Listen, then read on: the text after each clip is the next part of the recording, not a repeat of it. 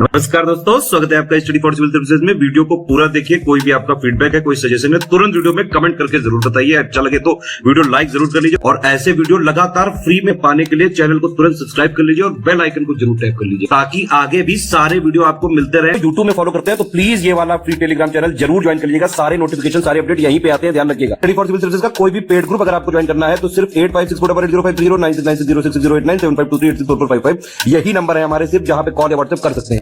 Instagram पे हमारा page जरूर फॉलो कर लीजिएगा, studyforcivil.services है। ट्विटर पे हमको जरूर फॉलो कर लीजिएगा, @studyforcivils है। सारे क्वेश्चन अटेम्प्ट करिए और स्कोर अपना तुरंत कमेंट करके बताइए। दोस्तों नमस्कार, स्टडी फॉर सिविल सर्विसेज में आप सभी का स्वागत है। यूपीपीएससी प्रीलिम्स एग्जामिनेशन की पेड क्विज हम लोग देख रहे हैं लगातार और अगला वीडियो यहाँ पे देखेंगे। ठीक है, काफ़ी एक्सपेक्टेड क्वेश्चंस होते हैं, प्लीज़ फॉलो किया करिए इसे।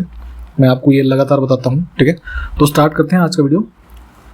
हमसे पूछा गया है फरवरी 2024 में फेलिटी टेओ, ये किसी व्यक्ति का नाम है, तो ये तुवालू देश जो है इसके नए प्रधानमंत्री बने थे।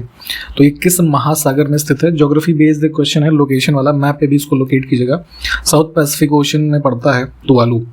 ठीक, ऑप्शन सी।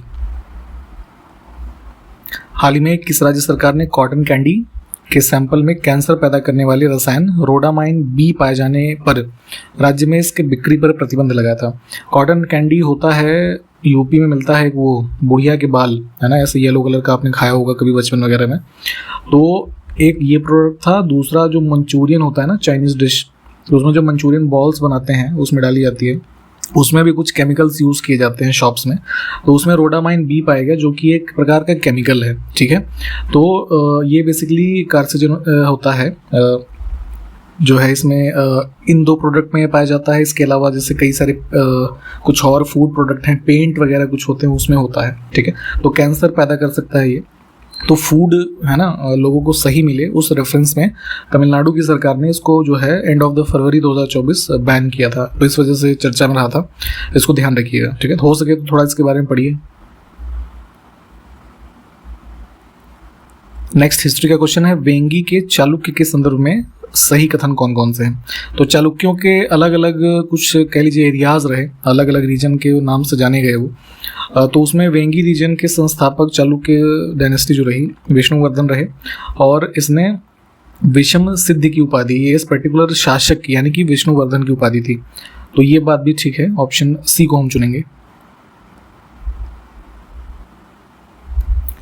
नेक्स्ट है विजयादित्य द्वितीय के बारे में सही कथन कौन कौन से हैं? तो वेंगी का जो ये चालुक्यास थे उन्हीं में का ही एक शासक है। इसने परम भट्टारक, महाराजाधिराज, परमेश्वर, ये 3 उपाधियां धारण की थी और 108 शिव मंदिरों का निर्माण करवाया था। दोनों बातें यहाँ पे ठीक हैं। देखिए जो भी सपोज हम यहाँ पे क्वेश्चन देख रहे हैं, सपोज वेंगी के चालुक्यास के बारे में, तो इसको अपने नोट्स में से एक बार रिवाइज करिए डिटेल में। नेक्स्ट है एहोल प्रशस्ति के संदर्भ में कौन सा कथन सही है? ठीक है, तो एहोल इंस्क्रिप्शंस काफ़ी इंपॉर्टेंट है। इसकी रचना रवि कीर्ति ने की थी जो कि एक जैन कोर्ट पोएट थे, किसके? पुलकेशिन द्वितीय के। ठीक है, तो इनका ही विवरण इसमें एहोल इंस्क्रिप्शन में मिलता है। ऑप्शन हम सी को चुनेंगे। ठीक है, आपको एक क्वेश्चन का आंसर ये बताना है कि अभी के भारत के रेफरेंस में देखें तो इसकी लोकेशन कहाँ पे है, ये कॉमेंट करके बताइए। नेक्स्ट देखें, चोल प्रशासन की इकाइयों का सही क्रम कौन सा है? ठीक है, तो जैसे अभी आज की डेट में आप विलेज, डिस्ट्रिक्ट है ना, या फिर उससे ऊपर कमिश्नरेट, फिर स्टेट देख रहे हैं ना, ऐसे यूनिट्स होती हैं। तो ऐसे ही चोल प्रशासन की इकाइयों की हम बात करें तो गुर्रम जो होता था ये ग्रुप ऑफ विलेजेस होता था। नाडु जो है ये बेसिकली डिस्ट्रिक्ट जो आज की यूनिट है वो होती थी।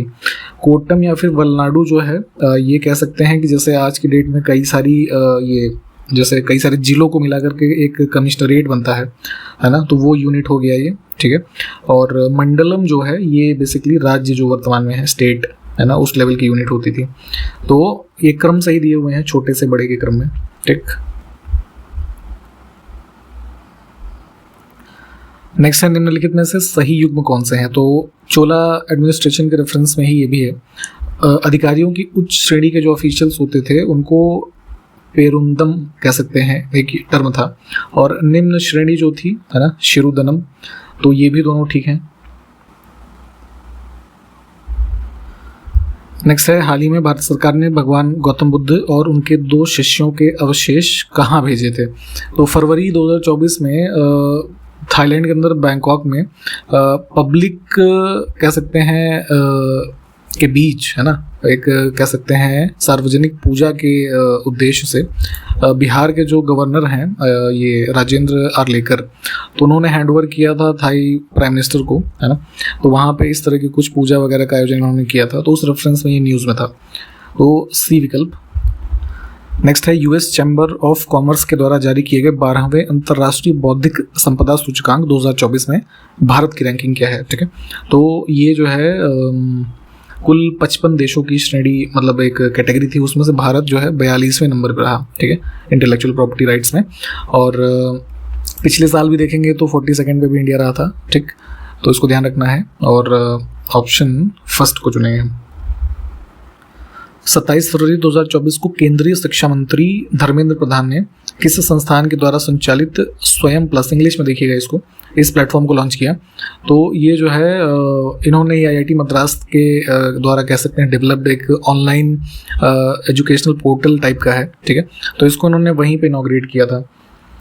तो ऑप्शन डी।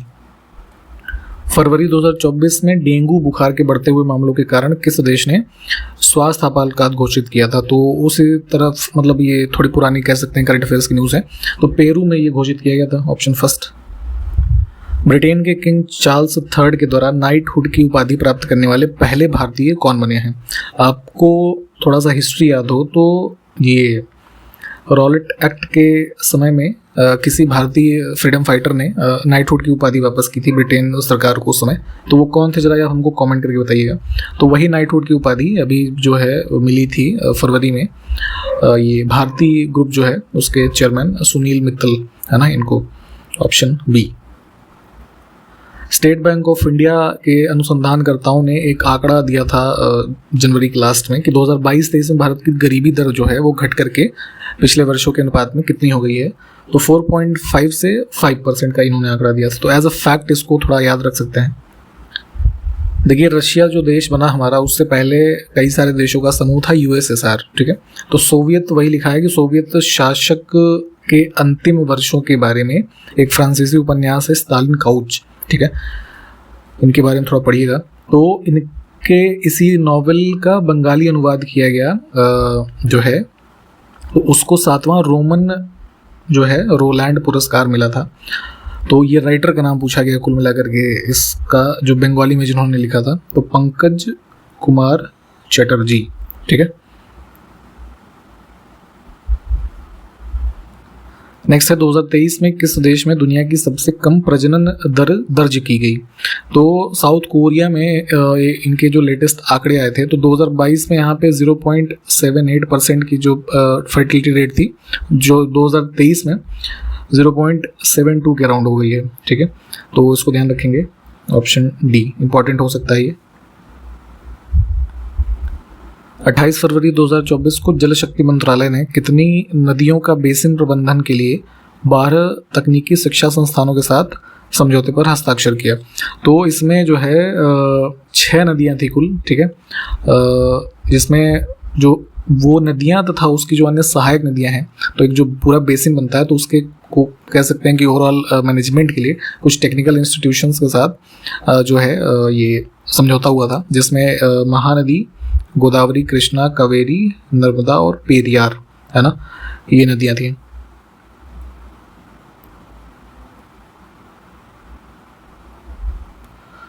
कितने युवा कलाकारों को 2022 और 23 वर्ष के उस्ताद बिस्मिल्लाह खान युवा पुरस्कार से सम्मानित किया गया? तो 2022-23 के दोनों के मिलाकर के कुल 80 लोग थे। ठीक है, और ये पूछते हैं कि इसका इंस्टीट्यूशन कब हुआ था, कई बार 2006 में। ठीक, हाल ही में प्रकाशित पुस्तक बेसिक स्ट्रक्चर एंड रिपब्लिक किसने लिखी है? तो ये गोवा के गवर्नर हैं PS श्रीधरन। Option B. हाल ही में जो है भारत की जन औषधि पहल में शामिल होने वाला पहला देश, तो जो ये जन औषधि केंद्र देखा होगा आपने ऐसे खुले हैं, है ना, तो उसमें से जो जेनरिक मेडिसिन हैं उसका एक्सेस एक तरीके से अलाउ किया गया इस जन औषधि इनिशिएटिव के तहत मॉरिशस देश को। ठीक है, ऑप्शन डी।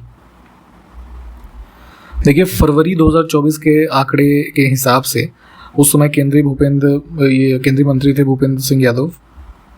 तो भारत में तेंदुओं की स्थिति के बारे में जो संख्या है वो पूछी गई है। तो 13,874 और सबसे टॉप पे स्टेट था मध्य प्रदेश।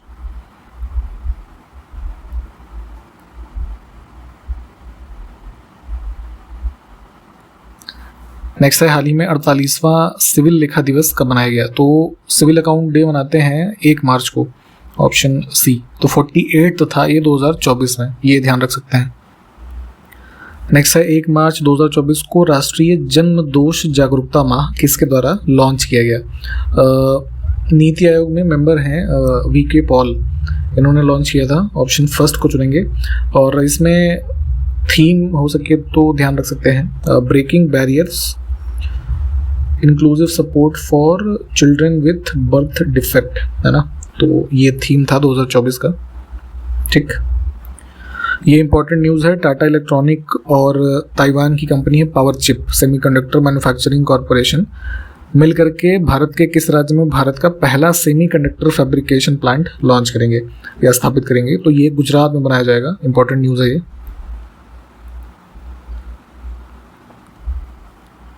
नेक्स्ट है हाल ही में वैश्विक अपशिष्ट प्रबंधन आउटलुक 2024 को किस संगठन के द्वारा प्रकाशित किया गया? काफ़ी इंपॉर्टेंट एक कह सकते हैं रिपोर्ट है हमारी ये। इसमें यूनाइटेड नेशन एनवायरनमेंट प्रोग्राम और इंटरनेशनल सॉलिड वेस्ट एसोसिएशन, इन दोनों ने, है ना, जॉइंटली इसको रिलीज़ किया था, ऑप्शन सी। नेक्स्ट है प्रो कबड्डी लीग। जैसे क्रिकेट का IPL होता है तो वैसे कबड्डी का एक लीग होता है। ठीक है, तो 10th एडिशन हुआ 2024 में। इसका खिताब किस टीम ने जीता? तो ये पुणे की टीम है, पुनेरी पल्टन, ऑप्शन सी। पहला टाइटल है इनका ये। 28 फरवरी से 2 मार्च 2024 तक भारत और मलेशिया के बीच द्विपक्षीय समुद्री अभ्यास, नेवल फोर्सेस दोनों ने पार्टिसिपेट किया समुद्र लक्षण एक्सरसाइज में। तो ये आयोजित हुई थी यहाँ पे विशाखापट्टनम में। प्रतिवर्ष विश्व वन्यजीव दिवस कब मनाया जाता है? खास करके जितने भी विश्व कह रहा हूँ कि जितने भी साल भर में वाइल्ड लाइफ से संबंधित डेज होते हैं, इनको प्लीज़ पढ़ के जाया करिए। इससे एक आध क्वेश्चन हर बार जरूर पूछा जाता है। ठीक, तो ये मनाते हैं प्रतिवर्ष 3 मार्च को। हाल ही में प्रकाशित पुस्तक स्वॉलोइंग द सन किसने लिखी है? बुक्स पूछ ली जाती हैं अक्सर जो रिसेंटली पब्लिश हुई होती हैं। तो नॉवेल है कि ये लक्ष्मी पुरी, ऑप्शन डी। भारतीय फार्मा, जितने भी ये फार्मास्यूटिकल मेडिसिन वगैरह हैं, तो उसके जो स्टैंडर्ड्स हैं अपने देश में एक तरीके से अपनाने वाला, मान्यता देने वाला पहला स्पेनिश भाषा बोलने वाला देश कौन सा बना है? तो ये है निकारागुआ, ऑप्शन बी को चुनेंगे। इसमें आप ये बताइएगा कि किस कॉन्टिनेंट में स्थित है ये, या फिर किस कह सकते हैं लोकेशन क्या है इसकी, ज़रा कमेंट करके बताइएगा। नेक्स्ट है खेलो इंडिया यूनिवर्सिटी गेम्स 2024 में किस विश्वविद्यालय ने शीर्ष स्थान हासिल किया? 2020 से स्टार्ट हुआ था होना और अभी 2024 में हुआ लेटेस्ट। तो नॉर्थ ईस्टर्न स्टेट जो भी हैं सारे 7, उनमें आयोजित हुआ ये अलग अलग वेन्यूज़ में, और चंडीगढ़ यूनिवर्सिटी जो है इसमें टॉप पे रही थी, ऑप्शन फर्स्ट। विश्व एथलेटिक्स परिषद ने 2027 के विश्व एथलेटिक्स चैंपियनशिप की मेज़बानी के लिए किस देश को चुना है? तो जो अपकमिंग इवेंट्स होते हैं इंटरनेशनल, खास करके इम्पोर्टेंट स्पोर्ट्स वाले, उसके बारे में भी पूछा जाता है। उसमें से एक ये भी है, तो ये होगा चाइना में। एक इम्पॉर्टेंट क्वेश्चन है ये, इकोसाइड, ये इसको अपराध के रूप में मान्यता देने वाला पहला यूरोपीय देश, तो बेल्जियम ने, है ना, फरवरी में इसको रिकॉग्नाइज किया था एक लॉ पास करके कि इंटेंशनली, है ना, कोई भी लीगल या कोई हार्मफुल एक्ट आप ऐसा करते हैं जिससे एनवायरनमेंट को एक हानि होती है, क्षति पहुंचती है ना, तो उसको क्राइम माना जाएगा। ठीक, तो इम्पोर्टेंट है ये, जो है इम्पोर्टेंट है, सच में पूछा जा सकता है, तो ध्यान रखेंगे। 26 फरवरी 2024 को किस बीमारी के उन्मूलन हेतु आयुष मंत्रालय और महिला एवं बाल विकास मंत्रालय, इन दोनों के संयुक्त रूप से मिशन उत्कर्ष जो है इसको शुरू किया गया था? तो जो एडोलसेंट गर्ल्स हैं मेनली, उनमें एनीमिया को, है ना, दूर करने के लिए इस प्रोजेक्ट को लॉन्च किया गया है। ठीक,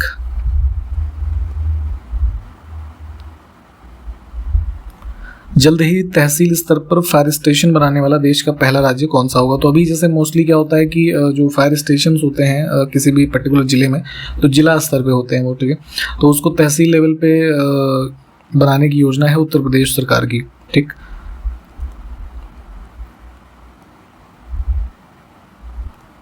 हाल ही में किस राज्य की सुमन कुमारी सीमा सुरक्षा बल जो फोर्स है इसकी पहली महिला स्नाइपर बनी है?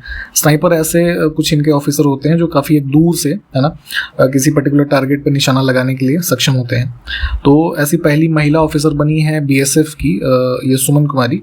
संबंधित हैं ये हिमाचल प्रदेश राज्य से, ऑप्शन बी, ठीक है, एसआई लेवल की ऑफिसर हैं ये।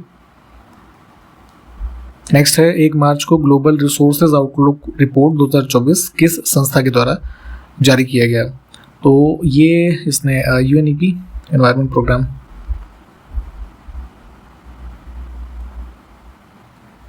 हाल ही में किस कंपनी ने आर्टिफिशियल इंटेलिजेंस प्लेटफॉर्म जेनी इसको लॉन्च किया है? तो ये गूगल का है, ऑप्शन फर्स्ट। हाल ही में किस कंपनी ने भारत के पहले made in India ocean grace एक शिप का निर्माण किया है, जो काफ़ी बड़े जो जहाज हैं उनको खींचने वाली छोटी नाव का एक रूप है? तो उसका निर्माण करने वाली कंपनी का नाम बताना है, तो ये थी Cochin Shipyard Limited, option C. इसका यहाँ पे एक शॉर्ट फॉर्म ये है ASTDS टग, है ना, इसको भी ध्यान रख सकते हैं। हाल ही में प्रतिष्ठित महाराष्ट्र भूषण पुरस्कार 2024 से किसको सम्मानित किया गया है? जैसे पद्म विभूषण, पद्मश्री, ये सब अवार्ड भारत सरकार के लेवल पर मिलते हैं, तो राज्य में महाराष्ट्र सरकार ये अवार्ड देती है, ठीक है। तो रीजनरेटिव मेडिसिन, है ना, के कार्य के लिए डॉक्टर प्रदीप महाजन इनको चुना गया था, ठीक है, ऑप्शन फर्स्ट, ठीक। तो यहाँ पे वीडियो कंप्लीट हुआ है। जितने भी क्वेश्चंस हमने देखे हैं जो इंपॉर्टेंट थे वो आपको यहाँ पे बताए गए हैं, उसके बारे में डिटेल में भी आप लोग पढ़िए, ठीक है। जो क्वेश्चंस के आंसर पूछे हैं उसको कमेंट डाउन करके बताएंगे। हमारे किसी भी पेड ग्रुप में आप एडमिशन चाहते हैं तो डिस्क्रिप्शन बॉक्स में 3 कॉन्टैक्ट डिटेल होगी या फिर वीडियो के इंट्रोडक्शन वाले पार्ट में बताई गई होगी, ठीक है। उस पर कॉल या व्हाट्सएप करके एडमिशन ले सकते हैं, ठीक। तो इसके आगे के क्वेश्चंस को अगले वीडियो में देखेंगे। तब तक के लिए नमस्कार, जय हिंद।